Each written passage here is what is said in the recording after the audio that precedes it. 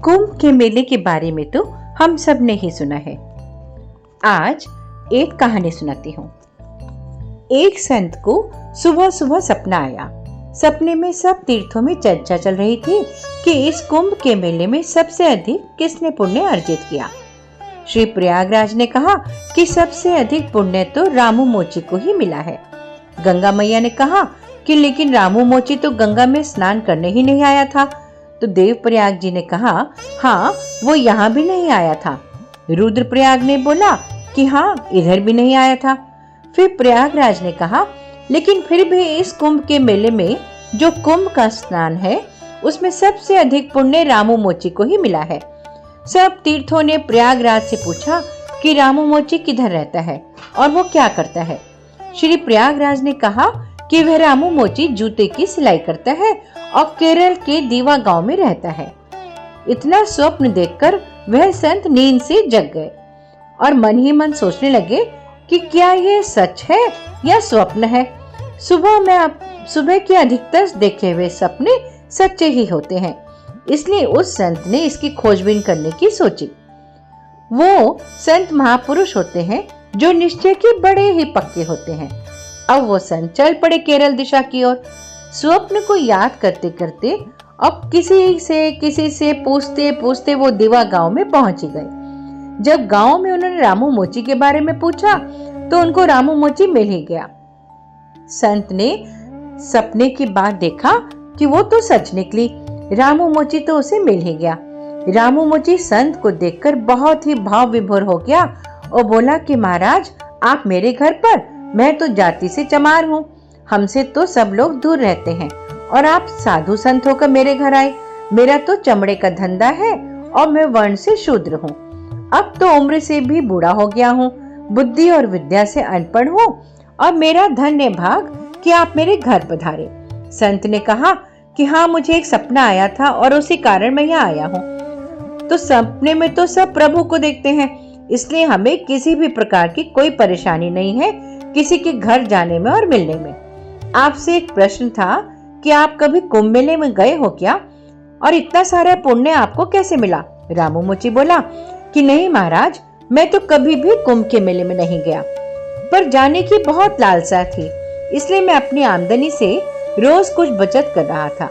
इस प्रकार महीने में कुछ रुपया इकट्ठा हो जाता था और 12 महीने में कुंभ जाने लायक और उधर रहने खाने पीने लायक रुपए हो गए थे। जैसे ही मेरे पास कुंभ जाने लायक पैसे हुए, मुझे कुंभ मेले का शुरू होने का इंतजार होने लगा। मैं बहुत ही प्रसन्न था कि मैं कुंभ के मेले में गंगा जी का स्नान करूंगा। लेकिन उस समय मेरी पत्नी मां बनने वाली थी और अभी कुछ ही समय पहले की वो बात है कि एक दिन मेरी पत्नी का पड़ोस के किसी घर से मेथी की सब्जी की खुशबू आ गई और उसने वह सब्जी खाने की इच्छा प्रकट की।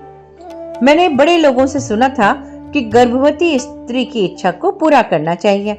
मैं सब्जी मांगने उसके घर चला गया और उनसे कहा कि क्या आपने थोड़ी सब्जी मुझे दे सकते हो, मेरी पत्नी गर्भवती है और उसको खाने की इच्छा हो रही है।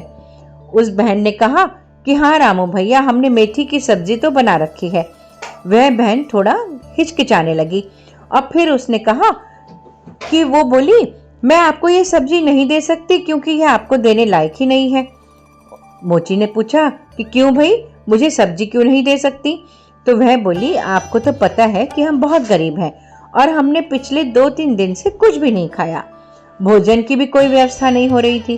तो आपके भैया बहुत परेशान होकर सबसे कर्जा भी ले लिया था, लेकिन जब कोई उपाय नहीं मिला तो भोजन के लिए घूमते घूमते शमशान घाट की ओर चले गए। वहां पर किसी ने मृत्यु के बाद अपने पितरों के निमित्त ये सब्जी रखी हुई थी, तो ये छिपा कर गए और उधर से सब्जी लेकर आ गए। अब आप ही कहो कि मैं कैसे ये अशुद्ध और अपवित्र सब्जी आपको दे दूं। तो संत कहते हैं कि उस राम मोची ने बड़े ही भाव विभोर कर आगे कहा कि यह सब सुनकर मुझे बहुत ही दुख हुआ और इस संसार में केवल मैं ही गरीब नहीं हूँ, ऐसा वह सोचने लगा। उसने सोचा कि पैसा पैसा करके जोड़ के कुंभ मेले में जाने को जो वो कठिन समझ रहा था, जो लोग अच्छे कपड़े में दिखते हैं वो भी अपने किसी न किसी मुसीबत से जूझ रहे होते हैं और किसी से कुछ कह भी नहीं सकते। उन्हें भी इस प्रकार के दिन देखने पड़ते हैं कि खुद उनके बीवी बच्चे भूख से तड़पते रहते हैं। तो मुझे बहुत दुख हुआ और हमारे पड़ोस में ऐसे लोग रहते हैं और मैं चला गंगा स्नान करने। तो उनकी सेवा करना ही मेरा कुंभ के मेले जाना है। मैंने जो कुंभ मेले में जाने के लिए रुपए इकट्ठे किए थे वो घर से निकाल कर ले आया और सारे पैसे उस बहन के हाथ में दे दिए। उस दिन मैं बहुत संतुष्ट हो गया।